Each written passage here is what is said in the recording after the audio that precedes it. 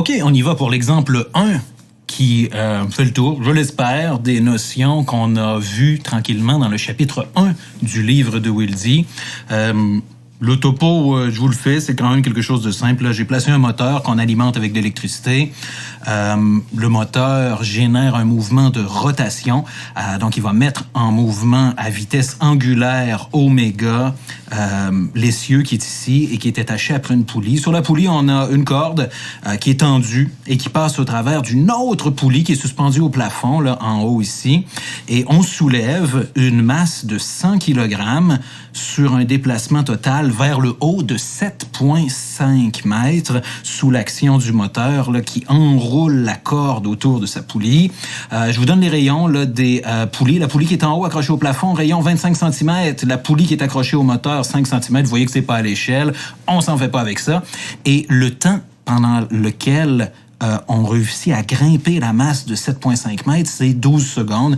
Je voulais dessiner un cadran ou une horloge, là, mais mes talents de dessinateur me permettent pas. Question A. Je vous demande de trouver W indice M. C'est le travail, W work, associé au moteur. Ensuite, on veut la puissance P indice M du moteur pour faire toujours le même déplacement, là, c'est-à-dire monter le 100 kg de 7,5 mètres vers le haut. Ensuite, on va vouloir le torque, le moment de force ou le couple, appelez-le comme vous voulez, là, c'est la lettre tau, pour la poulie qui est exercée sur la poulie par le bloc de 100 kg qui est ici. On va vouloir aussi le torque qui est généré par le moteur, le moment de force généré par le moteur, et finalement, la vitesse angulaire oméga de l'essieu du moteur, qui est la même aussi que la poulie du moteur. Tout ça tourne à la même vitesse angulaire. On peut la trouver en radians par seconde, ce serait l'idéal, mais on peut aussi la trouver en RPM. Quand je vais faire des exemples comme ça, je vous donnerai pas nécessairement les réponses numériques, parce que c'est plus ou moins important. Ce qui est important, c'est que vous compreniez comment faire. Donc, je vais vous montrer comment solutionner A, B, C, D, E, toutes ces sous-questions-là avec les bonnes formules et comment placer les chiffres aux bons endroits pour arriver aux bonnes réponses. Commençons tout de suite avec la sous-question A, W. Pour trouver le travail W, ça nous prend l'équation F, S, cos θ. Maintenant, il faut savoir qu'est-ce qu'on met où, là. Généralement, c'est pas compliqué. Dans les scénarios que vous n'aurez pas le loisir de vous tromper beaucoup, là. Dans notre cas ici, là, le seul déplacement qu'on a, c'est celui de 7,5 mètres. Donc, on n'a pas le choix. La seule chose qui se déplace avec un mouvement de translation, c'est la boîte de 100 kg. Là, vous allez peut-être dire, ouais, mais là, on cherche le travail du moteur, là, la boîte, c'est pas le... Oui, mais la boîte bouge sous l'action uniquement du moteur. Il y a personne d'autre que le moteur qui génère une force, qui fait un travail dans ce scénario-là. Donc, au bout du compte, la boîte de 100 kg bouge sous l'action du moteur. Et si on trouve le travail qui est exercé sur la boîte, c'est la même chose que le travail qui est effectué par le moteur, parce qu'il n'est pas question de frottement ou de perte d'énergie entre la boîte et le moteur. Donc, dans la poulie ou ces trucs-là, ce sont des poulies sans frottement. On va au plus simple et on met 7,5 pour le déplacement S. Ensuite, on se dit, mais quelle force génère ce déplacement-là? La force qui génère ce déplacement-là, c'est la force de tension dans la corde. Souvent, on les appelait T majuscule, les tensions, T1, T2, T3. Et dans ce problème-là, là, il faut comprendre qu'on a une seule et unique corde. Donc, la tension T dans la corde, elle est la même partout. Lorsqu'on a une seule corde, c'est la même tension partout dans cette corde-là. Que la corde passe par une poulie, par 2 poulies, par 3 poulies, par 32 poulies, c'est la même chose. La tension T dans cette corde-là, si ce sont des poulies sans frottement, ben c'est la même partout. Donc la tension T, on en a une seule, ça va être la même qui va tirer là, sur la poulie vers le bas comme ça, appelons la T', et qui va tirer sur la poulie vers le bas comme ça, T', et sur l'autre poulie, T'. Je ne vais pas vous énerver avec ça, là, on y reviendra, mais c'est la tension T. Maintenant, quelle est-elle, cette tension-là, qui est la force qui cause notre déplacement, serait supposée normalement être égale au poids. Parce que pour soulever un objet, tout ce qu'il faut faire, c'est vaincre la force gravitationnelle qui le tire vers le bas. Et si on vainc la force gravitationnelle, on peut déplacer l'objet. Donc, à toute fin pratique, on peut dire que pour grimper un objet à vitesse constante vers le haut, la force de tension qu'il faut appliquer, c'est en fait la même force que la force gravitationnelle, le poids, mg, mais en sens opposé, vers le haut à la place d'être vers le bas. Donc, T ici, on trouve ça avec la masse, m, de l'objet, c'est-à-dire 100 kg, multiplié par g, qui vaut toujours la même chose, 9,81 mètres par seconde carrée. Donc, c'est la force qui nous permet de vaincre le poids et de monter l'objet par en haut. Donc, pour trouver W, le travail associé au moteur, on fait 100 fois 9,81, devrait vous donner tout près de 1000, multiplié par 7,5, le déplacement, multiplié par cosinus de l'angle entre la force T et le déplacement. Vous voyez que les deux sont parallèles dans la même direction, donc c'est cosinus de 0 degré. Et cosinus de 0, même pas besoin de le calculer, ça donne 1. Et voilà, vous faites cette multiplication-là, vous obtenez W. Les unités, des joules. Hein? N'oubliez pas, le travail, c'est en joules. Je ne le calcule pas, vous faites le calcul. Question B, on veut la puissance. Bon, rien de plus facile. On prend le travail, W, et on divise par le temps que ça prend pour faire le déplacement du travail. On vous le donne dans le scénario, c'est 12 secondes. Donc, vous prenez la réponse de la question A, W, et vous divisez par 12 secondes. Et bingo, on a la puissance mécanique du moteur. Encore une fois, vous pouvez être choqué parce qu'on travaille sur la boîte de 100 kg et il y a tout un système mécanique là, de poulies ou d'engrenage. Mais comme il n'y a pas de friction et il n'y a pas de perte, c'est la même chose et on peut passer directement d'un à l'autre. Question C. Pour trouver le torque sur la poulie. Le torque sur la poulie, là, la poulie dont je parle, c'est celle qui est en haut ici. Je peux la redessiner en gros plan. On a un rayon de 25 cm. Ça, c'est notre R, donc 0,25 mètres. Et on a deux forces. On a une force de tension comme ça vers le bas et on a une autre force de tension ici vers le bas aussi. Ces deux forces de tension-là sont exercées en fait par la même corde qui passe sur la poulie. Donc la tension T et la tension T' devraient avoir le même module, la même grandeur. Morale de l'histoire, comme il va y avoir un torque pour la partie droite de la corde qui tend à faire tourner la poulie vers la droite comme ça, et un torque qui tend à faire tourner la poulie vers la gauche exercé par la partie gauche de la corde, on peut dire que le torque total, si vous voulez, va être égal à taux 1 plus taux 2, où on va avoir taux 1 qui est généré par la partie droite, par exemple, et taux 2 qui est généré par la partie gauche.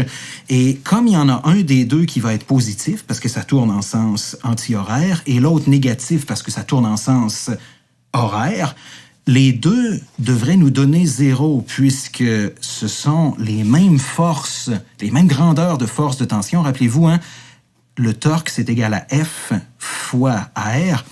Et comme nos deux forces, T1 et T2, sont en fait le même T parce que c'est la même corde, et que le R, c'est le même rayon parce qu'ils sont appliqués à la même distance du pivot ici, puisque c'est la même poulie, on va avoir, peu importe ce que c'est, la même chose pour taux 1 et taux 2. Donc, au bout de la ligne, ça va donner 0 Newton-mètre.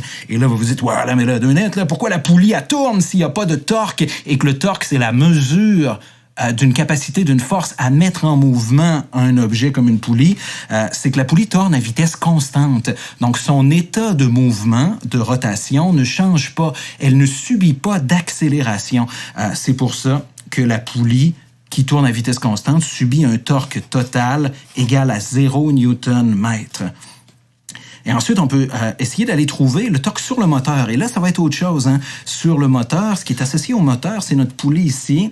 Et regardez bien comment on fait là. Je vais vous faire ça. Je cherche la place. D ici. Le torque pour le moteur.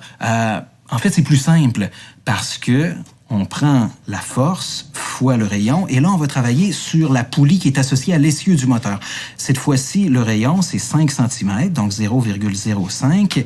Et je peux vous faire un gros plan aussi, là. Cette poulie-là qui est associée au moteur va subir la force de tension T de la corde comme ça. Et on va avoir la distance entre le pivot et le point de l'application, 0,05 mètres, comme ça ici. Donc, c'est un torque unique, cette fois-ci, qui n'est pas contrebalancé par un autre torque de même grandeur de l'autre côté. Et le calcul est en fait plus facile. La force qui nous intéresse, c'est la force de tension T dans la corde. On peut... en fait, on l'a déjà, là. C'est celle-là qu'on avait calculée à la question A. Ça va donner 981 newtons. Ici, multiplié par 0,05 et ça va vous donner à peu près 50 newton-mètres là, comme torque, comme moment de force exercé par le moteur. Là, je manque de place un peu. Tiens, je vais continuer en rouge ici. Pour la lettre E, on demande la vitesse de rotation du moteur. Ça, c'est une feinte. Regardez bien, on va prendre la puissance qu'on avait calculée à la question B et on va utiliser un truc, une passe-passe. On va utiliser l'autre formule pour la puissance, celle des moteurs. Et on va faire semblant que notre moteur a un rendement de 100%. Là. Non, même pas. Écoutez, ça serait entre la puissance électrique, et puis la puissance mécanique ici. Donc, on n'a même pas besoin de faire ça. Là. Comme il n'y a pas de friction entre les poulies, c'est direct. Ce qu'il faut faire, là, c'est dire qu'on connaît P, prendre la réponse de la question D et venir la placer dans la variable taux et isoler oméga. Ça va vous donner oméga est égal à P, la puissance calculée à la question B, divisé par taux, le torque du moteur, calculé à la question D. Et vous allez trouver oméga en radians par seconde. Vous voyez que ma feuille est bien garnie, pleine de couleurs, pleine de barbeaux. J'adore ça comme ça. C'est grunge, c'est drôle, il y a des couleurs, on voit l'arc-en-ciel, c'est bien le fun. Si vous avez manqué des bouts, par contre, là, vous voulez peut-être revenir en arrière ou me poser des questions. Mais même si c'est mal écrit et bien rempli, je pense que c'est relativement clair et que les explications sont suffisantes. Il resterait un dernier détail. Et je vais prendre... Oh, installe celle-là. Je vais prendre l'autre feuille et je vais écrire avec un gros crayon. Je vais vous montrer comment on fait pour transformer des radians par seconde. Là. Notre dernière question ici, si vous utilisez la formule qui est là, avec des watts pour P et des newton-mètres pour taux, vous allez trouver des rads par seconde pour oméga et c'est bien correct.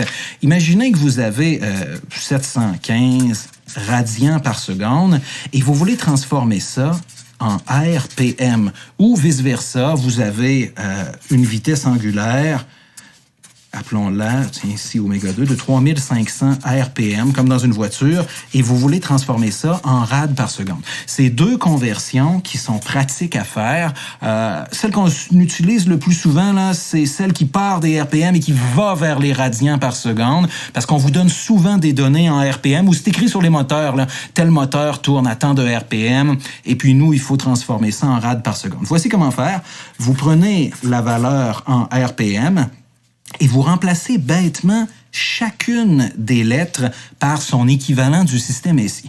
Par exemple, R, ça veut dire rotation. Et une rotation dans le système international, c'est 2π radians. Donc, à la place d'écrire R, on écrit 2π radians. P, ça veut dire par, et M, ça veut dire minute. Donc, par, à la place d'écrire le P, on écrit la barre de division, parce que par quelque chose, c'est une division. Et une minute, dans le système international, c'est des secondes. Donc, pour obtenir la vitesse angulaire oméga 2, exprimée en RPM, on prend la valeur, exprimée en rad par seconde, on prend la valeur en RPM, 3500, multiplie par 2π, divise par 60, et ça va vous donner, regarde, vous le voyez bien, là, ce qui reste, des rads divisés par des secondes. Donc ça va donner comme unité des rads par seconde. Vous pouvez faire le calcul si vous voulez. De l'autre côté, si on veut transformer des rads par seconde en RPM, c'est pas plus compliqué. À la place de multiplier par 2π, puis de diviser par 60, on va multiplier par 60 puis diviser par 2π. Regarde bien, si on a 715 radians par seconde, on va multiplier par 60 secondes, puis on va diviser par 2π radians.